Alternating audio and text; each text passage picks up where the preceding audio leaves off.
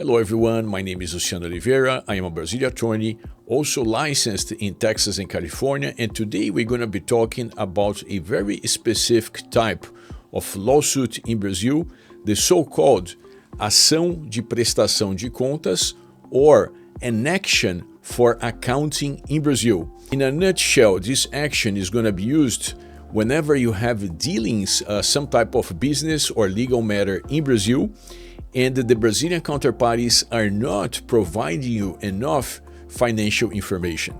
So let's talk about the purpose of such action. Again, the main purpose is to compel the Brazilian counterparty to provide you with financial information.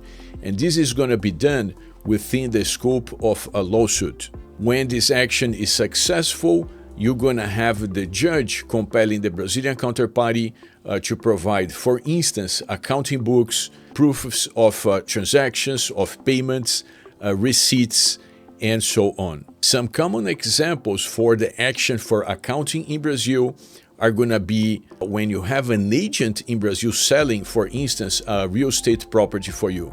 So you have this agent, it could be a friend, it could be like an attorney, it could be like a realtor, and this Brazilian party sells the property and then sends you some money. And then when you say, listen, but that's not what I was expecting, the Brazilian counterparty says, well, I had a lot of expenses and therefore I had to deduct from the sales price. And you say, okay, I understand that, but can you show me the receipts? And the Brazilian counterparty does not provide you with the receipts, and eventually you get a type of radio silence. That's a common scenario for when the action for accounting in Brazil is going to be a suitable path for you to choose. Now let's talk about the requirements. So for you to file an action for accounting in Brazil, you must meet some requirements. More particularly, you're going to have either a contract with the Brazilian counterparty, so it's going to be easy for the judge to understand the relationship, or even if you don't have a contract, you could have some type of oral agreement with this counterparty, or you could be in a situation such as a probate in Brazil, in which the probate manager is not providing you information about the assets being found and brought to the probate, neither the expenses that the probate manager is having with the management of the probate. So when you file the action for accounting, of course, in your original petition, you're going to need to instruct the lawsuit with enough evidence for the judge to understand that you have a legal interest in the financial aspects of a certain transaction or a second action, such as a probate, in order for the judge to understand that you not only have a need for the financial information, but you are also entitled from a fairness and legal perspective to such information. There are usually three different stages for an action for accounting in Brazil.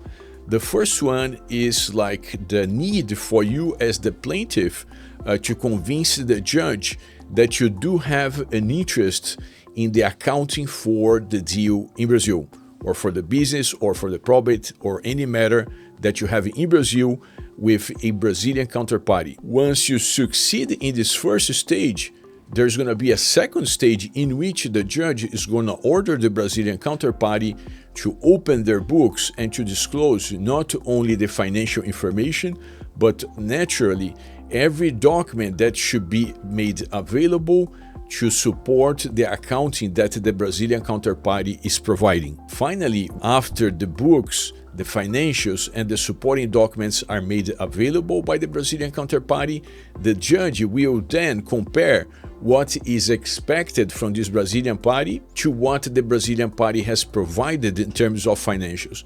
And here there could be a claim from the plaintiff for the judge to order the Brazilian counterparty to reimburse, to indemnify, or to pay damages, making sure that whatever was the original arrangement or the original obligation from the Brazilian counterparty to the foreign citizen or company is made correctly, meaning that the original deal was followed through. So even though the main purpose for the action for an accounting in Brazil is like to open the books or to have an explanation of the counterparty on monies in general, the end result could also be getting compensation when you are, for instance, sure that the Brazilian counterparty has not given you what should have been given to you in the first place. Now, let's talk about some practical aspects of such an action. So this action is an actual lawsuit, meaning that both parties are going to have an opportunity to provide evidence and to present their sides of the story. This means there is room for, disputes, different takes on similar facts, and potentially a long time for a judge to hear or to see all the evidence available and come to a conclusion for each of those three stages.